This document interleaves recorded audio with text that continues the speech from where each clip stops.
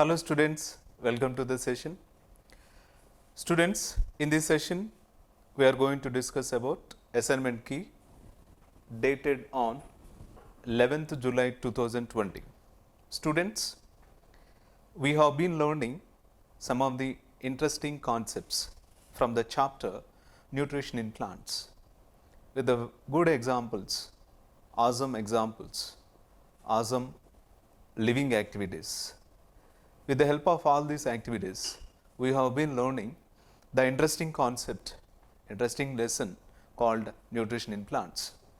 Students, I would like to give the key in this session. There are 5 different questions given in the assignment. For each and every question, I will give the key. First question. If you look at the first question,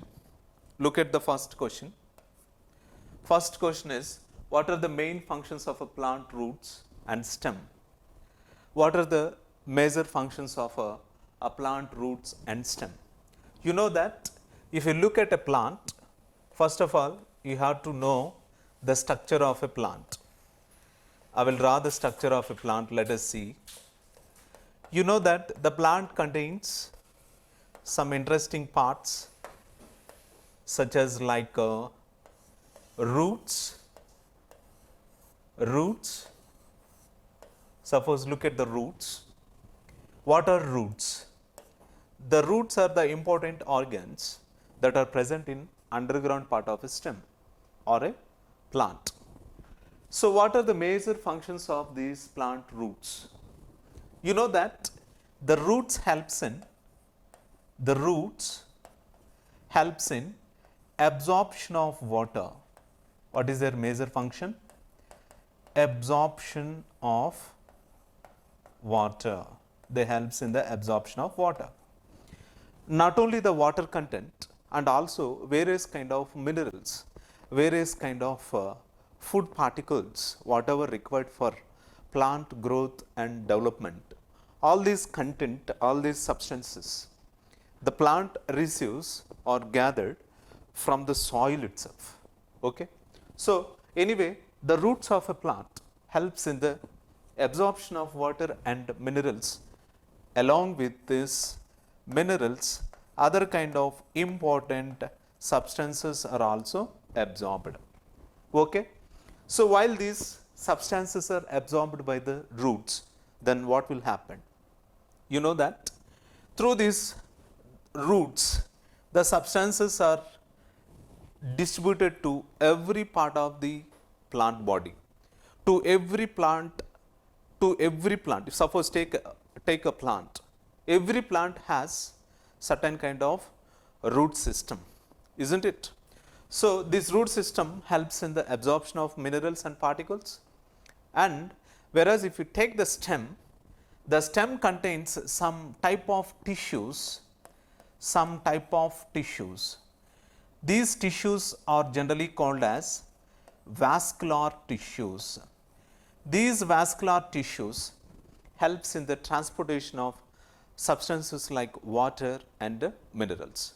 So roots helps in the absorption of particles like water and minerals and nutrients, whereas stem helps in movement or transfer of these particles or minerals or water to every cell of the plant body. You know that. So if you take a large eucalyptus tree, you know that red sandalwood tree, the largest, tallest plant on the earth. If you take a banyan tree, the banyan tree is considered as biggest tree on the terrestrial habitat. You know that the eucalyptus tree height is approximately 300 to 400 feet. To such a large plant, how the water is able to move? It's because of the stem that contains tissues. With the help of these tissues, the water is able to move in a certain direction to every cell of the plant body. So roots and stem plays an important role in the transportation of substances. Children, I am going to next question. Look at the next question. What is the next question given here? Why is it necessary to irrigate the fields after sprinkling urea? What is the importance of urea? Can you guess the importance of urea? What is the major function of urea? You know that urea is a fertilizer which is a source for nitrogen. You know that urea is a nitrogenous substance. Let me explain small important points regarding urea. You know that urea is made up of nitrogen. The major element that is seen in the urea is nitrogen. Okay. So, if suppose take urea, it is one of the fertilizer. What it is called? It is one of the fertilizer. It is considered as one of the fertilizer. It is one of the macronutrient that is required for the plant growth and development. Now, when you sprinkle or irrigate the fields urea, what will happen? The urea will be received by the plant roots and utilize this urea for growth. You know that the major source of nitrogen for a plant is urea only. You know that uric acid is also one of the nitrogenous substance. The ammonium, these are all components of nitrogen. So, anyway, nitrogen is one of the major component chemical that is required for plant growth and development. You know that the urea application tends the plant to produce more leaves. When urea received by the plant parts, suppose take a germinating plant, I would like to draw the germinating plant. What do you mean by germinating plant? The growing plant is generally considered as the growing plant. The growing plant. The growing plant through a seed is called as a germinating plant.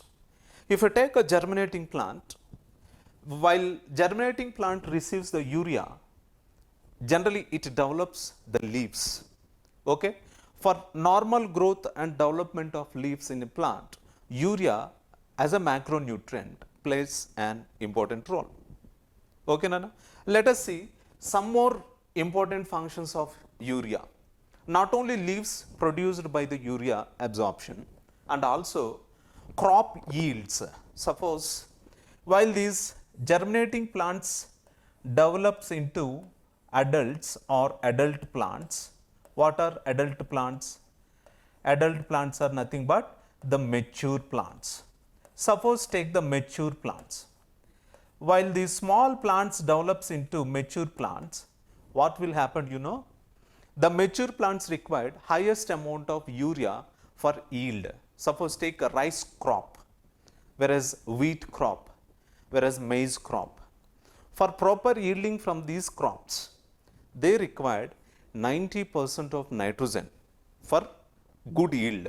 If there is a good yield, farmer will get the benefit, isn't it? So, let us see this next question. What is next question? As you know very well, already you have read the assignment. Why is it necessary to irrigate the fields after sprinkling urea? We have understood. Next question is, how does the urea affects the leaves of the crop? Okay. If suppose sufficient amount of urea has not supplied to a particular crop, then what will happen? The crop yield will be affected. At the same time, what will happen? At the same time, the growth also reduced in the plants. First, growth will be reduced. If growth is reduced, crop yield also gets reduced. Okay. I am moving on to next question, students. What is stomata? How can you define the stomata? The stomata considered as one of the openings in leaf. Suppose take a leaf. Let me draw the structure of a leaf. Let me draw the structure of a leaf. If you take a leaf, if you take the leaf, what is the color of a leaf? You already seen the leaf is generally greenish color. What is the color of a leaf? Leaf is generally greenish color. So, let me draw the structure of a leaf. Let us look at this leaf. What is the color of this leaf? Generally, it is greenish color. Okay. You know that the leaf contains two major layers. Upper layer, which is called as a upper epidermis, upper layer which is called as upper epidermis, whereas lower region which is called as, if you look at the lower region, lower epidermis. The first one is upper epidermis, whereas lower one is called as lower epidermis. If you look at the lower epidermis of leaf, there are small holes are present in the lower epidermis of leaf. These small holes are called the stomata. What are they called? Stomata. What are the major functions of a stomata? The stomata plays an important role in absorption of gases, at the same time releasing of oxygen from the plant leaf. You know that plant leaf produces oxygen. From where does we are getting oxygen? Through the plant leaf only. During photosynthesis process, plant leaf produces oxygen, as we know very well. The produced oxygen through these stomata comes out. At the same time, plant leaf generally required carbon dioxide. What they require? Carbon dioxide. So, how they receive the carbon dioxide? They receive the carbon dioxide through a small holes present in the lower epidermis called stomata. So, what is the shape of a stomata? What is the shape of stomata? Let me draw the structure of a stomata. Stomatans are generally bean shaped structures. What is their structure? They are generally bean shaped structures. Let us look at the structure of stomata. The stomatans are generally bean shaped structures. So, generally the bean shape looks like this. Okay. This is the exact structure of a stomata. So, the opening and closing of stomata, which leads to exchange of gases in between external environment and internal environment. The opening, if suppose while the stomata closed, they looks like this. While they opened, they generally looks like this. While they opened, gases enters into the leaf. What kind of gases enters? The carbon dioxide, carbon monoxide generally enters into the leaf. While they kept open, what will happen? Oxygen goes out of the leaf. Along with this oxygen, water vapor, moisture, excess content what is present in the leaf, it goes out of the leaf. Okay. So, that is the important function of stomata. Generally, if you go for fifth question, what is functions of stomata, or what are the functions of stomata? What are the major roles of stomata in the plant life? Let us see. As I said to you, few important functions I have explained. First important function is the stomata plays an important role in exchange of gases like carbon dioxide and oxygen.